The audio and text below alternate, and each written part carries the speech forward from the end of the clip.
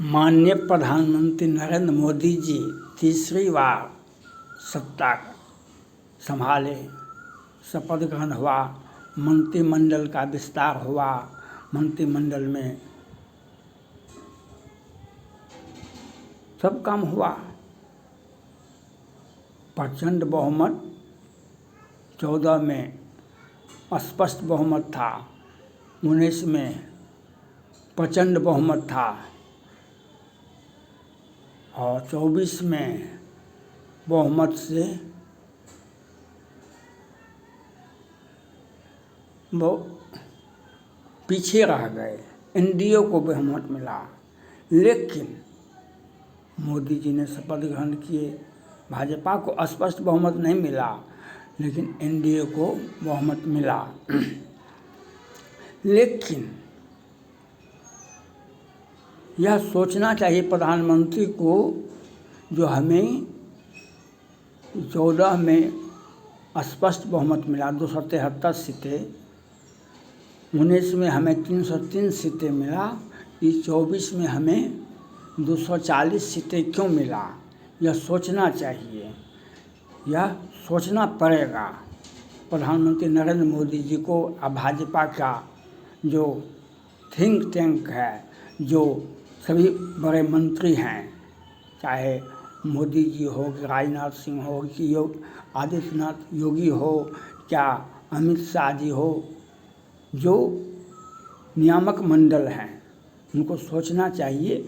जो 14 में स्पष्ट बहुमत 273 मिला, 19 में 303 सीटें मिला, ये 24 में हमको क्यों? आपका लोकप्रियता घट रहा है, आपको यह समझना चाहिए ये क्यों? कुछ तो कारण होगा। आग है तो धुआं है, धुआं है तो आग है, ये तो सब जानते हैं। क्यों? तो वही रेल मंत्री वैष्णव जी पहले का घटना देखे थे ना, 1 साल पहले, 2 साल पहले 400-500 की कितना मर गए थे। ओवरसियर जो था, इसी ट्रेन से उस ट्रैक पर गाड़ी को भेज दिया, बाद में वह भाग गया। और ये वैष्णव जी को मोदी जी ने रेल मंत्री के साथ साथ, पहले भी रेल मंत्री थे और इस बार भी रेल मंत्री के साथ और विभाग भी दे दिए,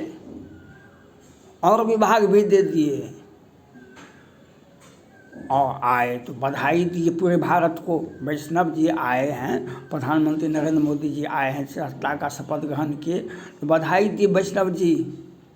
पश्चिम बंगाल में ट्रेन हादसा हो गया, अब कितने मरे ये तो वे जाने। तो मंत्रिमंडल का विभाग भी नहीं बदले।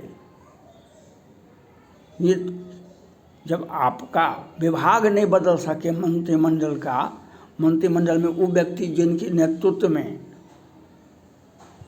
जिनके मंत्रिमंडल में हादसा होता रहा, इतना आज तक भारत के किसी भी रेल मंत्री को देख लीजिए, तो वह घटना होता है, त्याग पर देना होता है।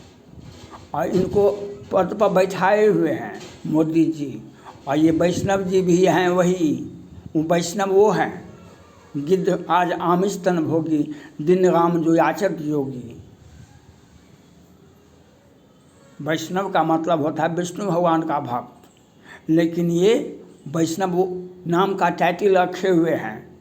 और थोड़ा सा भी त्यागपत की बात तो दो, चरण रज चाहती कृपा करो रघुवीर, चरण रज चाहती कृपा करो रघुवीर।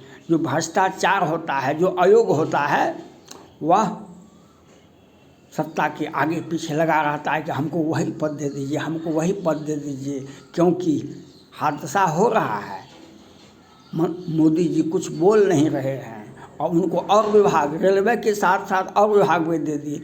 क्या संदेश जनता में जा रहा है, मोदी जी को ये समझना चाहिए, प्रधानमंत्री को ये सोचना चाहिए। जो ट्रेन हादसा हो रहा है रेगुलर ढंग से, उसी व्यक्ति को आपने पुनः सत्ता का चाबी रेल विभाग दे दिया। यह संदेश क्या कहना है जनता को, जनता में क्या संदेश दे रहे हैं मोदी जी, यह सोचना चाहिए, ये विचारना चाहिए। हम नहीं बदले, बदलना तो पड़ता है, बदलना तो पड़ता है। जनता, अगर आप नहीं बदले तो जनता बदल देती है। अगर आप नहीं बदले तो जनता बदल देती है। विचारधारा की लड़ाई नहीं है। ये पद पर बहुत सारे लोग ऐसे होते हैं, थोड़ा सा भी नैतिकता नहीं होता है, थोड़ा सा भी नैतिकता नहीं होता है। आज तक इतना ट्रेन हादसा हुआ, वैष्णव जी कई 1000 लोग मरे थे 2 साल पहले, लेकिन वैष्णव जी आज तक त्यागपत्र देने के लिए बयान तक भी दिए, बयान तक भी नहीं दिए। देखिए, सत्ता प्राप्त करने, सत्ता में बने रहने के लिए नैतिकता, राजनीति में नैतिकता ही एक पूंजी है। राजनीति में नैतिकता ही एक पूंजी है। उसी के सहारे चुनाव जीता जाता है, वही उसी के सहारे जनता देखती है। अगर नैतिकता गिर रहा है, यह सोचना पड़ेगा प्रधानमंत्री नरेंद्र मोदी जी को।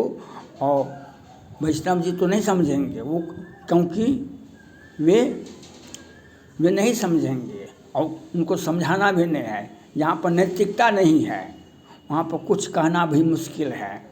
प्रधानमंत्री जी को सोचना चाहिए, देश आपका था, आपको देश की जनता ने प्रधानमंत्री के रूप में आप पर भरोसा किया, आपने ऐसा दगा क्यों दे रहे हैं। आपसे पहले भी मांग किया गया था कि वैष्णव जी को आपका प्रिय पात्र है, मानते हैं, बढ़िया लोग हैं, तो विभाग तो बदल सकते हैं। अगर नहीं बदल रहे हैं तो इसका मतलब है कि आप संतुष्ट हैं उनके क्रियाकलाप से, उनके कार्य व्यवहार से, उनके विभाग से। तो हादसा होता रहे, हादसा होता रहे, हादसा होता रहे, और हादसा हो रहा है। क्योंकि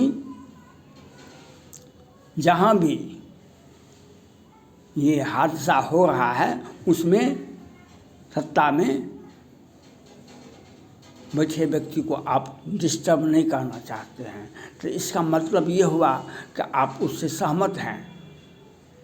वैष्णव जी को बनाए रखना और वह विभाग के साथ अविभाग देना, ये तो बधाई दे रहे हैं जनता में।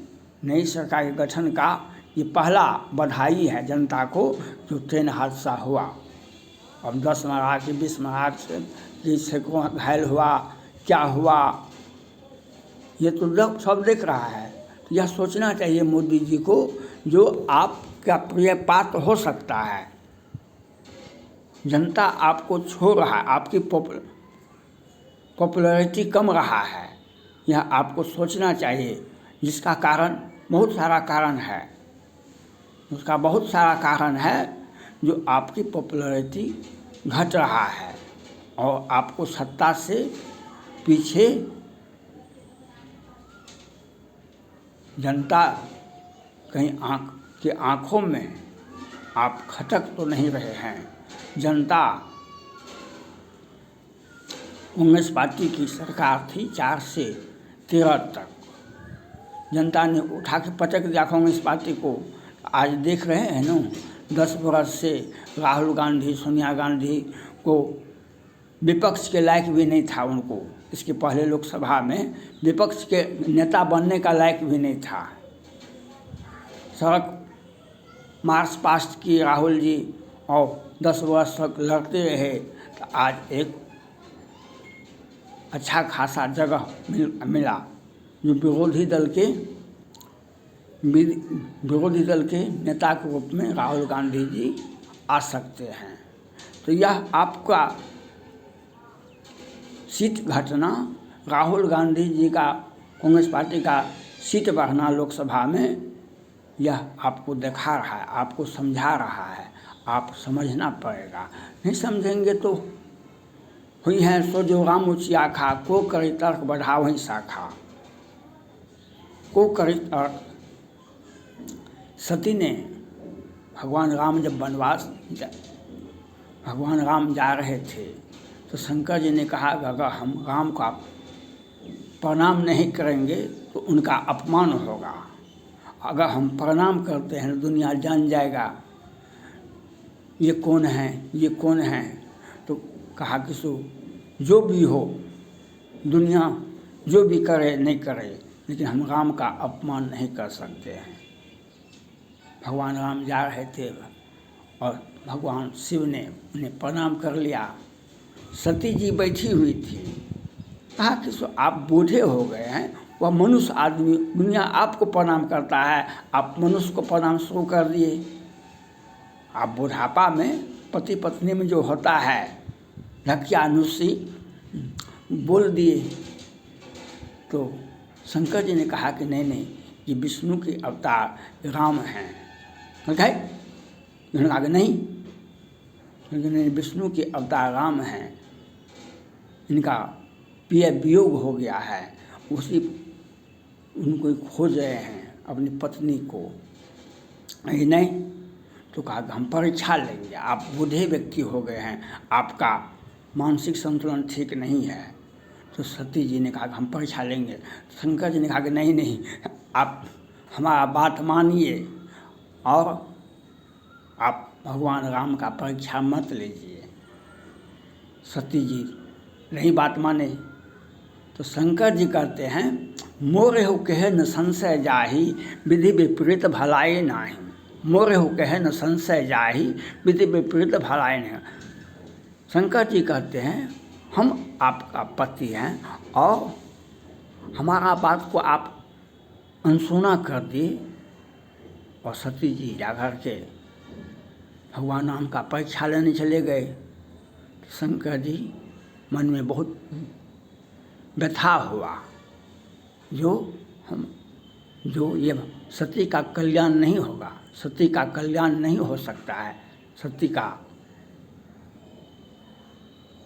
वही हुआ, भगवान राम ने सती से पूछा कि आप अकेले वन में क्यों विचर रहे हैं, वृषकेतु कहाँ हैं। तो आज भाजपा का कुछ सोचना चाहिए। प्रधानमंत्री नरेंद्र मोदी जी को 14 में आपको भारत की जनता ने स्पष्ट बहुमत दिया, 19 में 303 सीटें दिया, वचन बहुमत दिया, और 24 में आपको क्यों बहुमत से कुछ लोग पीछे रखा, यह सोचना चाहिए। और अब इसका कारण एक ही कारण है, वित्त मंत्री सीतारमण जी जो पर्सनल लोन देने के लिए रोक रखी थी, और उसका दूसरा कारण है भाजपा का हार का। ये वैष्णव जी जैसे व्यक्ति को बार बार रेल विभाग मिलना, ये घटना दुर्घटना और को निमंत्रण देना, तो यही आपका भाजपा को प्रचंड बहुमत नहीं मिलना, यही वैष्णव जी हैं इसके लिए जिम्मेवार। ये चिंतन मनन मोदी जी को करना चाहिए। आप विभाग नहीं बदल सकते हैं तो आपसे आशा क्या करेगा जनता। विभाग नहीं, उस विभाग में घोटाला हो, उस विभाग में दुर्घटना हो, उस विभाग में सब कुछ हो, बर्बाद हो जाए, लेकिन आप विभाग के मंत्री तक को भी नहीं, और उनको और विभाग भी देते हैं। यह संदेश क्या जा रहा है दुनिया में, भारत में, भारत की जनता के बीच में। जो नई सरकार का गठन हुआ और अभी विश्वास मत भी प्राप्त नहीं किया, लेकिन जनता को एक सख्त संदेश दे दिए, वैष्णव जी हम जब आए हैं तो दुर्घटना होता रहेगा, हम आए हैं तो दुर्घटना होता रहेगा। और मोदी जी का और विभाग के साथ साथ रेलवे का भी विभाग उनको दे दिया गया। यह आपको सोचना पड़ेगा, ये आपको विचार करना पड़ेगा। थैंक्स।